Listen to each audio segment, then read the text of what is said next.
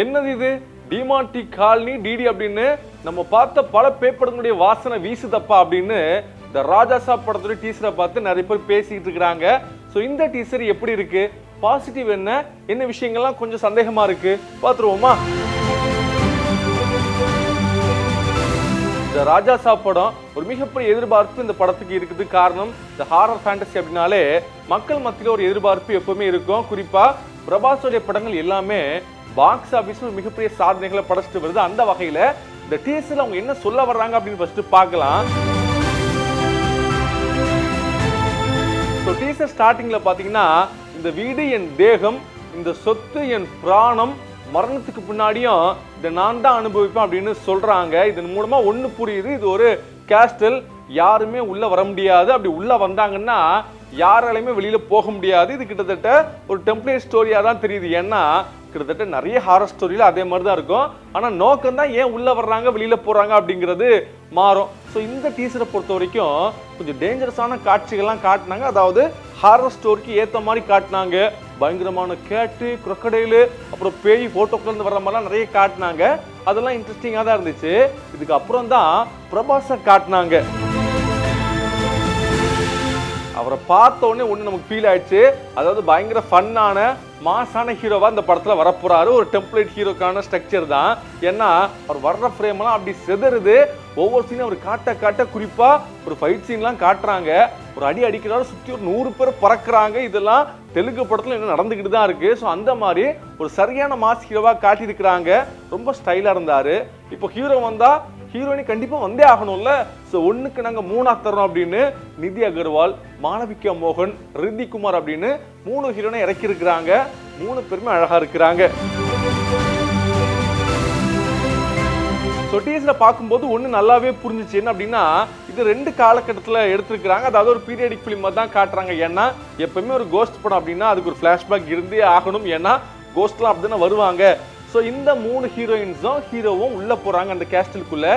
ஏன் போறாங்க அப்படிங்கிற காரணம் தான் நமக்கு புதுசா இருந்தா கொஞ்சம் நல்லா இருக்கும். இன்னொன்று இந்த ஃபிளாஷ்பேக்கை பொறுத்த வரைக்கும் எப்பவுமே நிறைய விஷயங்கள் மாத்தி இருக்கும். மேபி ஒரு கேம் டைப்ல கொண்டு போகலாம், இல்லைன்னா ஒரு ராஜாங்கம் அப்படின்னு கொண்டு போகலாம். ஆனா ராஜா சாப் அப்படின்னு நிற்கிறத வச்சு பாக்குறப்ப ஏதோ ராஜா காலத்து கதையோ அப்படின்னு கொஞ்சம் டவுட்டா இருக்கு.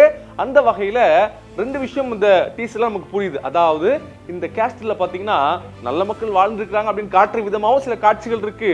தீய சக்திகள் உள்ள வந்திருக்காங்க அப்படின்னு காட்டுற விதமாகவும் சில காட்சிகள் இருக்கு. ஸோ சஞ்சய் தத்து பாத்தீங்க அப்படின்னா ஒரு வில்லனா வர்றாரு.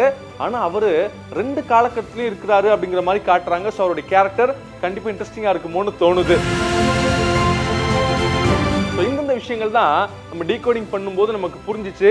இன்னொன்னு பாசிட்டிவ் சொல்லணும் அப்படின்னா இந்த படத்துடைய குவாலிட்டி தான். ஏன்னா டீசர்ல கார்த்திக் பள்ளி ரொம்ப அழகா ஒர்க் பண்ணியிருக்காரு. அவ்வளோ ஃப்ரெஷ்ஷா இருந்துச்சு அந்த விஷுவலை பார்க்குறப்ப. அதே மாதிரி தமிழுடைய மியூசிக்கு கிழிச்சிட்டாரு. குறிப்பா அந்த ஸ்டார்டிங்ல இருந்து எண்டு வரைக்கும் அந்த டீசரு ஒரு பயங்கரமான என்கேஜிங்கா போச்சுன்னா அதுக்கு முக்கியமான காரணம் மியூசிக் தான். எல்லா படங்களுமே நல்லா பண்ணிட்டு இருக்கிறாரு. ஸோ இதுக்குமே ஒரு பயங்கரமான சூப்பர்பான மியூசிக் போட்டிருக்கிறாரு.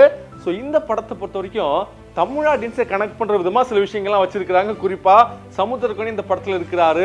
விடிவி கணேஷ், யோகி பாபுலாம் இந்த படத்துல இருக்கிறதாக சொல்லப்படுது. குறிப்பா இந்த படத்துல ஒரு பாட்டுல நன்தாரெல்லாம் வர்றாங்க அப்படின்னு சொல்லிக்கிட்டு இருக்கிறாங்க. ஸோ தகவலா இருக்கு, வந்தா இன்னும் மாசா இருக்கும் அப்படின்னு நிறைய பேர் எதிர்பார்க்குறாங்க. ஸோ ஓவராலா பாத்தீங்கன்னா ரொம்ப ஃப்ரெஷ்ஷா ஃபீல் ஆகுதுன்னு கேட்டீங்கன்னா அதுதான் கிடையாது. ஏன்னா நம்ம சொன்ன மாதிரி விஷுவல்ஸ் வேணா ரொம்ப அழகா இருக்கு, பாக்குறதுக்கு கலர்ஃபுல்லா இருந்தா கூட ஸ்டோரி கிட்டத்தட்ட இந்த டிமாண்டி காலனி டிடி மாதிரியே இருக்கு. இன்ஃபேக்ட் இந்த டிமாண்டி காலனி ஸ்டோரிலாம் பாத்தீங்கன்னா இதே மாதிரி ஒரு கள்ள தேடி உள்ள போவாங்க, வெளியில வரும்போது வேற மாதிரி மாறிடும். ஸோ இதுதான் கதைக்களமா இருக்கும். ஸோ கிட்டத்தட்ட அதே மாதிரி இருந்துச்சு. இன்னொன்று இது டெம்ப்ளேட் ஸ்டோரி மாதிரி தான் தெரியுது. ஆனால் ஸ்க்ரீன் பிளேல எவ்வளோ வித்தியாசத்தை காட்டுறாங்க அப்படிங்கிறது ரொம்ப முக்கியமானதாக இருக்கிறதாக நம்மளால சொல்ல முடியும். அதே மாதிரி இந்த ஹாரர் எலமெண்ட்டும் பார்த்தீங்கன்னா கிட்டத்தட்ட சேமா இருக்கு. குறிப்பாக இந்த ஹீரோ ஆட்டிடியூட பார்க்குறப்ப காஞ்சனா படத்தில் பார்த்த மாதிரியே இருக்கே, லாரன்ஸ் மாஸ்டர் பார்த்த மாதிரியே இருந்துச்சு அப்படின்னு தோணுச்சு. ஆனாலும் பார்த்தீங்கன்னா ஒரு பயங்கரமான மாஸ் கமர்ஷியல் மசாலாவா இந்த படம் இருக்கும் அப்படிங்கிறதுல எந்த டவுட்டும் கிடையாது. ஏன்னா மக்களுக்கு இந்த மாதிரி ஹாரர் ஃபேண்டசி படம் அப்படின்னா ரொம்ப பிடிக்கும். ஸோ இதெல்லாம் ஓகே தான், நமக்கே பார்க்கும்போது ஜாலியாக தான் இருந்தது. ஆனால் கடைசியாக ப்ரொமோட் பண்ண ஒரு டைலாக் தான் கொஞ்சம் டிஃப்ரெண்டாக இருந்துச்சு. அதாவது the biggest horror fantasy movie ever in India cinema அப்படின்னு கொஞ்சம் லைட்டாக போட்டிருக்கிறாங்க. ஸோ ரொம்ப பில்டப் பண்ணிங்கன்னா பார்த்தீங்கன்னா எப்பவுமே கொஞ்சம் பேக் ஃபயர் ஆகும். ஆனாலும் பார்த்தீங்கன்னா ரொம்ப தைரியமாக அவங்க இந்த விஷயம்லாம் போட்டிருக்கிறாங்க. ஸோ படத்தோட ட்ரெய்லரோ படம் வந்தோட தான் எப்படி இருக்கும் அப்படின்னு தெரியும். ஸோ டிசம்பர் 5 படம் வரப்போகுதா, எப்படி இருக்கு அப்படின்னு வெயிட் பண்ணி பார்க்கலாம். செய்திகளை உடனுக்குடனும் துல்லியமாகவும் தெரிந்து கொள்ள சப்ஸ்கிரைப் பண்ணுங்க.